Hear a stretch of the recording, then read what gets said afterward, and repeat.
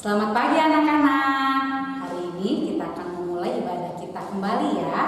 Nah anak-anak, siapkan hati dan pikirannya. Kita mau bersaat teduh terlebih dahulu. Lipat tangan dan tutup matanya.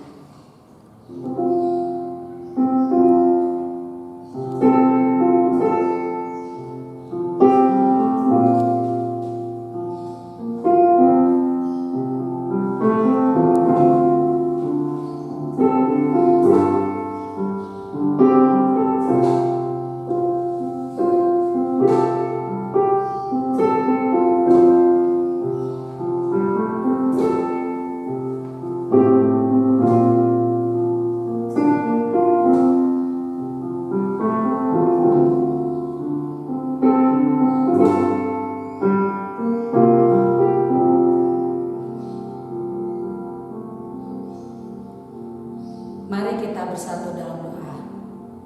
Bapa yang di surga, terima kasih Tuhan untuk penyertaan Tuhan. Kami boleh ada sampai hari ini karena semua kasih anugerah-Mu Tuhan. Terima kasih Tuhan. Di pagi hari ini Tuhan, kembali Tuhan kami mau beribadah Tuhan. Kiranya Tuhan yang memimpin ibadah kami hari ini dari awal, pertengahan hingga akhirnya Tuhan. Biarlah kami Tuhan dapat sungguh-sungguh Tuhan menaikkan puji-pujian kami Tuhan. Dan kami juga Tuhan hari ini mau sungguh-sungguh Tuhan di dalam mendengarkan firman-Mu ya Tuhan. Terpujilah Engkau Tuhan kita selama-lamanya di dalam nama anak-Mu Tuhan Yesus Kristus Juru Selamat kami. Kami telah berdoa. Amin. Nah anak-anak, Tuhan mengajarkan kita untuk hidup di dalam kasih. Kita angkat pujian kasih pasti lemah.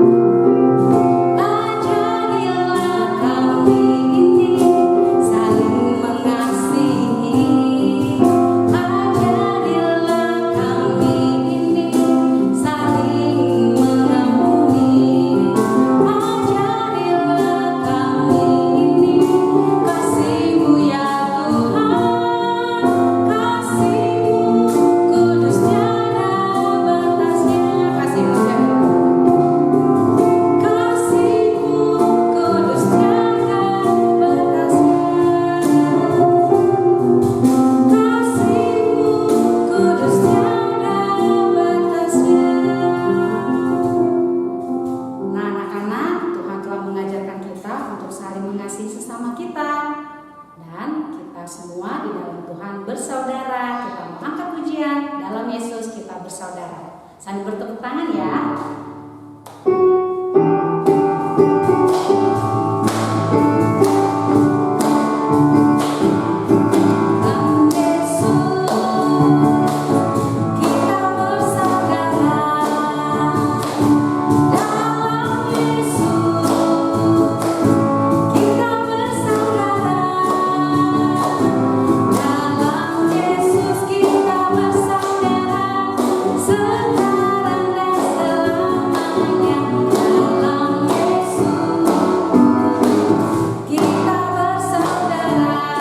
Yesus kita bersaudara.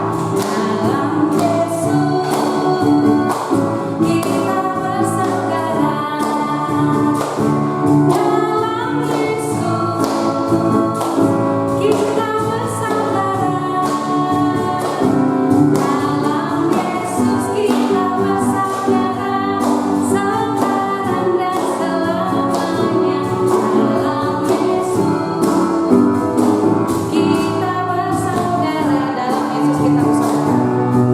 Dalam Yesus kita bersaudara. Iya anak-anak, sekarang kita akan mendengarkan firman Tuhan. Ibu guru mau ajak anak kembali untuk lipat tangan dan tutup matanya. Kita bersatu dalam doa. Terima kasih Tuhan karena Engkau telah mengasihi kami Tuhan. Ajari kami Tuhan untuk dapat mengasihi sesama kami, terlebih kami mengasihi Engkau Tuhan di dalam kehidupan kami.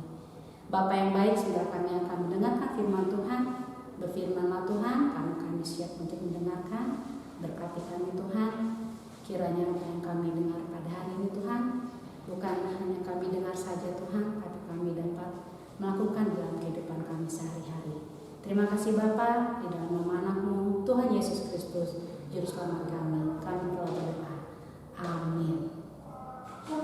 Selamat pagi anak-anak yang dikasihi Tuhan. Kita berjumpa lagi dalam ibadah online pada pagi hari ini dalam chapel sekolah ya. Apa buku yang paling terkenal di dunia? Menurut kalian buku apa? Ya, Alkitab. Ya, Alkitab adalah buku yang paling terkenal di dunia. Kenapa? Karena Alkitab sudah ribuan tahun lamanya dan sekarang masih ada, masih dicetak ulang, masih dijual belikan dan masih disebar kemana-mana ya. Alkitab itu sangat penting karena Alkitab adalah firman Allah yang memberitahukan kepada kita apa yang harus kita percayai tentang Allah ya. Pelajaran kita pada hari ini diambil dari kitab pertama dari Alkitab. Apa itu?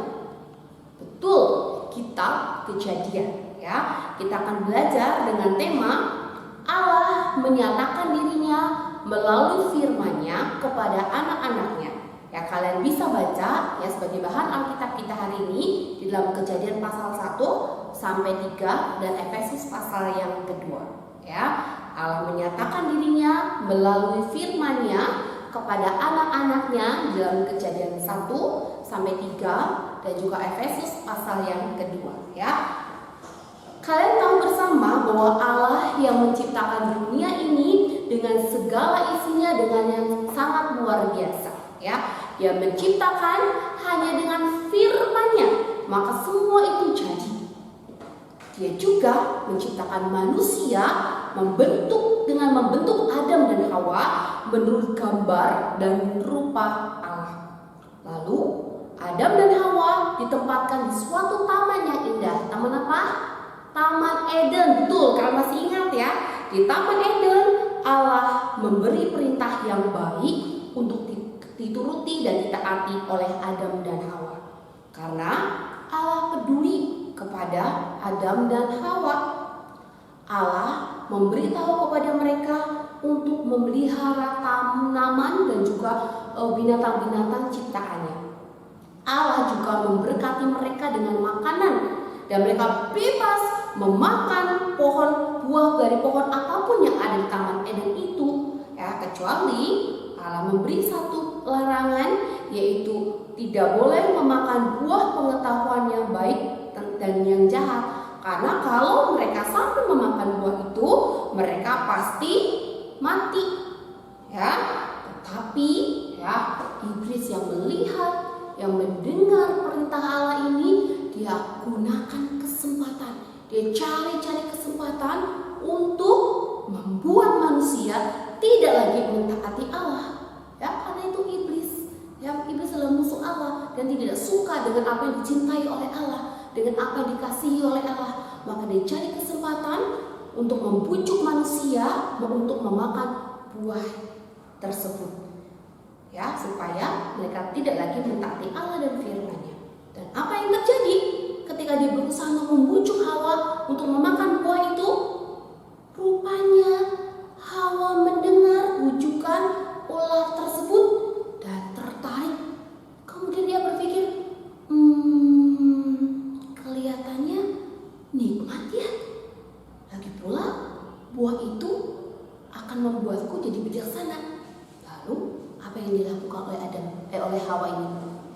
Dia makan buah itu dan memberikan sebagian kepada Adam. Ya, mereka begitu menikmati buah itu. Wah, kalian tahu apa yang dirasakan oleh iblis? Ya, dia begitu senang karena rencana jahatnya berhasil. Ya, apa rencana jahat iblis? Membuat Adam dan Hawa tidak lagi mentaati Allah dan firman-Nya, sehingga mereka melakukan hal yang begitu mengerikan. Apa hal yang begitu mengerikan yang dilakukan oleh Adam dan Hawa?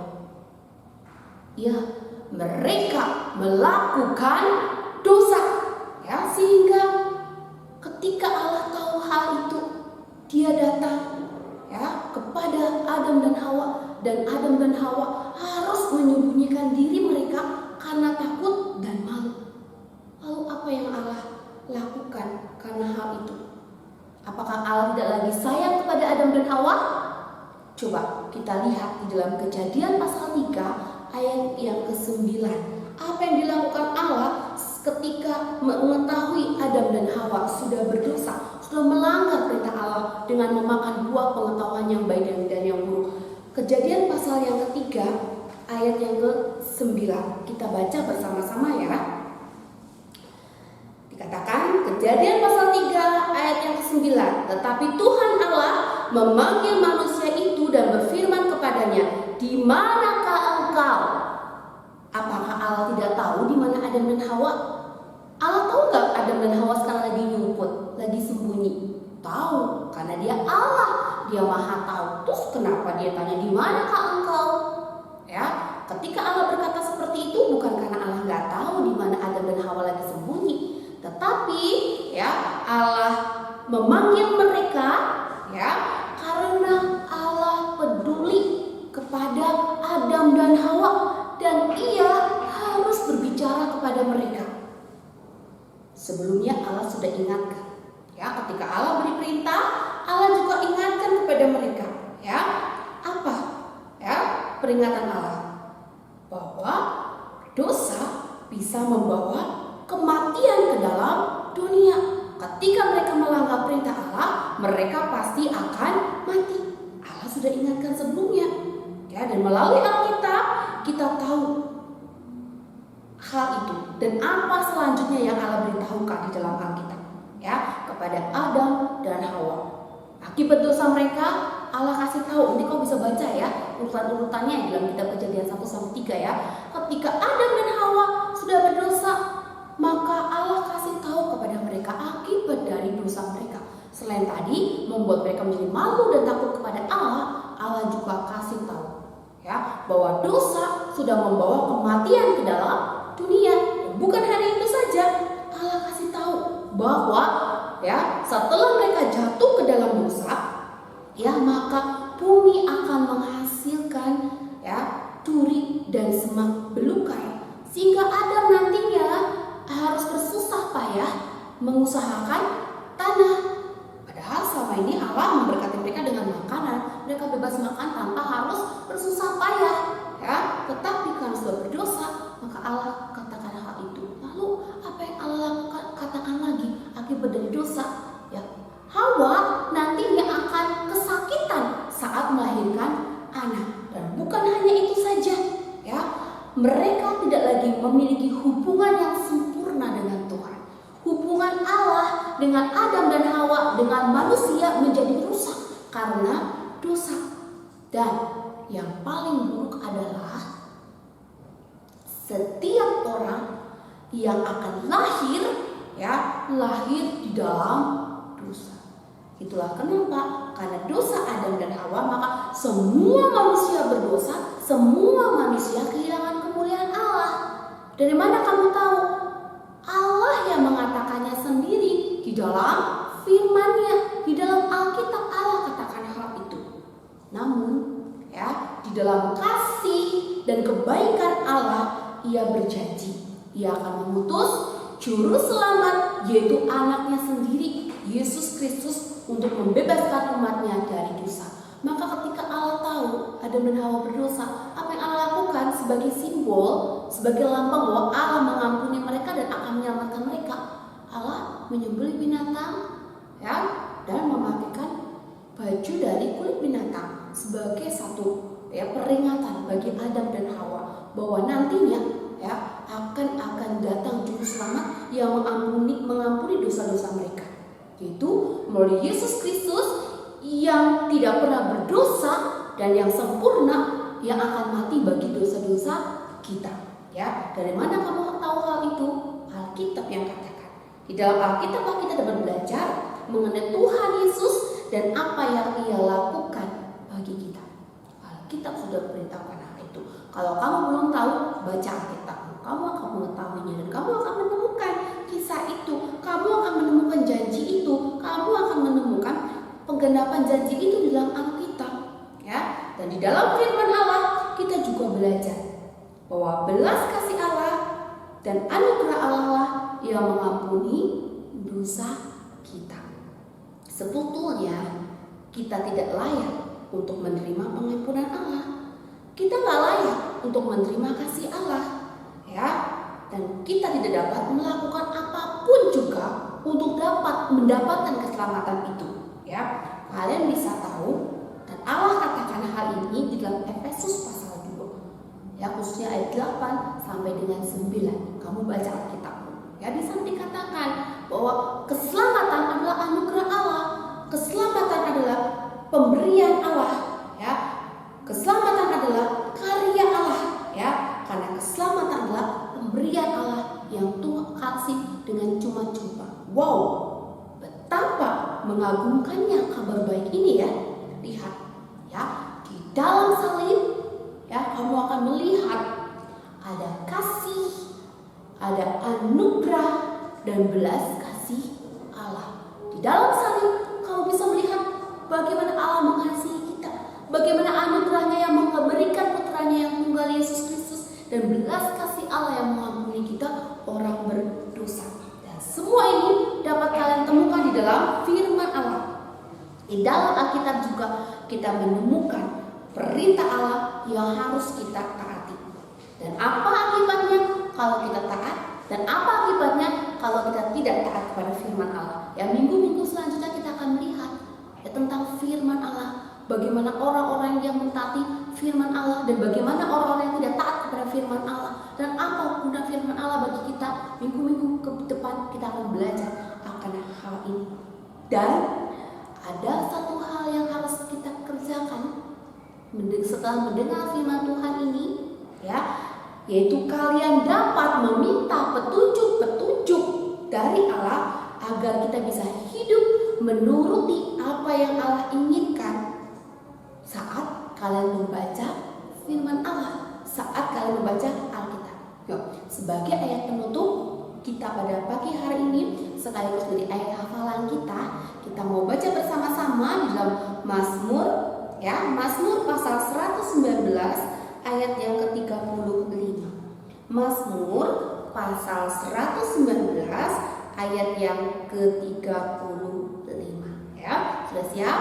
Hitungan yang ketiga kita akan mulai. 1, 2, 3. Mazmur pasal 119 ayat 35. Biarlah aku hidup menurut petunjuk perintah-perintahmu, sebab aku menyukainya. Biarlah kalian menjadi anak-anak yang hidup, ya, menuruti petunjuk daripada firman Tuhan, dan kalian menyukai firman Tuhan, ya, menyukai setiap kata-kata yang kalian baca di dalam Alkitab dan menuruti setiap kata-kata yang kalian baca di dalam Alkitab sebagai anak-anak yang mau hidup menyenangkan hati Tuhan.